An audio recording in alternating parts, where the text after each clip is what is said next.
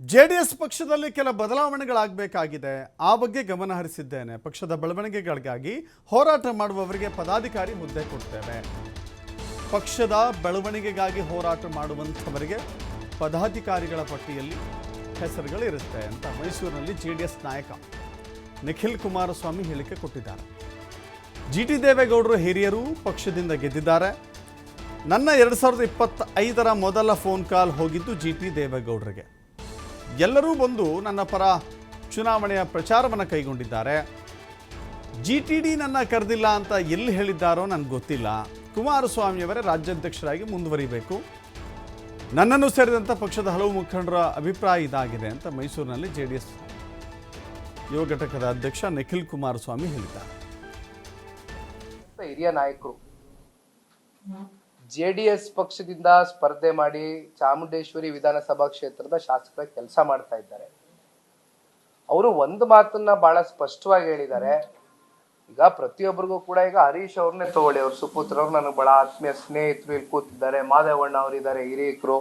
ಈಗ ನಮ್ಮ ಅಶ್ವಿನ್ ಅಣ್ಣ ಅವರು, ಮಂಜೇಗೌಡರು, ನೀವು ಯಾರನ್ನೇ ತಗೊಳ್ಳಿ, ಏನಾಗ್ತದೆ, ಕ್ಷೇತ್ರದ ಜನತೆ ನಿಮ್ಮ ಮೇಲೊಂದು ವಿಶ್ವಾಸ ಇಟ್ಟು ಗೆಲ್ಲಿಸಿದ ನಂತರ ಆ ವಿಶ್ವಾಸಕ್ಕೆ ತಕ್ಕಂತೆ ನೀವು ಕ್ಷೇತ್ರಕ್ಕೆ ಹೆಚ್ಚಿನ ಸಮಯ ಕೊಟ್ಟು ಅವ್ರು ಕೊಟ್ಟಿರ್ತಕ್ಕಂಥ ಗೌರವ ಏನಿದೆ ಅದನ್ನು ಉಳಿಸ್ತಕ್ಕಂಥ ಒಂದು ಕೆಲಸ ಆಗಬೇಕಾಗಿದೆ. ಹಾಗಾಗಿ ಜಿಟಿ ದೇವೇಗೌಡರು ಸಾಹೇಬರು ಬಹಳ ಸ್ಪಷ್ಟವಾಗಿ ಹೇಳಿದ್ದಾರೆ, ಚಾಮುಂಡೇಶ್ವರಿ ವಿಧಾನಸಭಾ ಕ್ಷೇತ್ರದಲ್ಲಿ ಮತದಾರರಿಗೆ ಸೀಮಿತವಾಗಿ ಸದ್ಯದ ಮಟ್ಟಕ್ಕೆ ನಾನು ನನ್ನ ಕೆಲಸ ಮುಂದುವರಿಸ್ತೀನಿ ಅಂತ ಹೇಳಿದ್ದಾರೆ. ನಾವ್ ಯಾರು ಇಲ್ಲ ಯಾವ ಕಾರಣಕ್ಕೂ ಇಲ್ಲ. ಜಿಟಿ ದೇವೇಗೌಡರು ನಮ್ಮ ಪಕ್ಷಕ್ಕೆ ಅತ್ಯಂತ ಬಲಿಷ್ಠವಾದಂತ ನಾಯಕರು, ಹಿರಿಯ ಮುಖಂಡರು, ಅದರಲ್ಲಿ ಯಾವುದು ಅನುಮಾನ ಬೇಡ. ಅವ್ರು ಹೇಳಿರ್ತಕ್ಕಂಥ ಸದ್ಯದ ಮಟ್ಟಕ್ಕೆ ಏನು ಹಾಗೆ ಇಲ್ವಲ್ಲ, ಸರಿಪಡಿಸಕ್ಕೆ ಏನಾಗಿದೆ. ಈ ಹೊಸ ವರ್ಷಕ್ಕೆ 2025 ಕಾಲಿಡ್ತಾ ಇದ್ದಂಗೆನೆ ಎಲ್ಲಾ ಶಾಸಕರ ಪಟ್ಟಿಯಲ್ಲಿ ಫೋನ್ ಮಾಡ್ಲಿಕ್ಕೆ ಮುಂಚಿತವಾಗಿ ಮೊದಲನೇ ಕರೆ ನಂದು ಹೋಗಿದ್ದೆ ಜಿಟಿ ದೇವೇಗೌಡರು ಸಾಹೇಬ್ರಿಗೆ.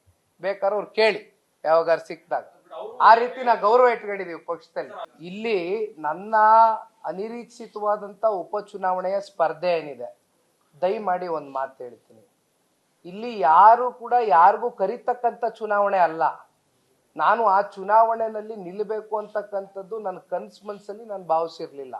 ಹಾಗೇನಾದ್ರು ನಾನು ಆ ಚುನಾವಣೆಯಲ್ಲಿ ನಿಲ್ಲೇಬೇಕು ಅಂತಿದ್ರೆ ಸನ್ಮಾನ್ಯ ಕುಮಾರಣ್ಣ ಅವರು MP ಹೋಗಿ ನಿಲ್ತಾ ಇದ್ದಂಗೆ 6 ತಿಂಗಳು ನಾನು ಕ್ಷೇತ್ರ ಬಿಡ್ದಿರ ತಯಾರಿ ಮಾಡ್ಕೊಂಡು ರೆಡಿ ಮಾಡ್ಕೊತಾ ಇದ್ದೆ.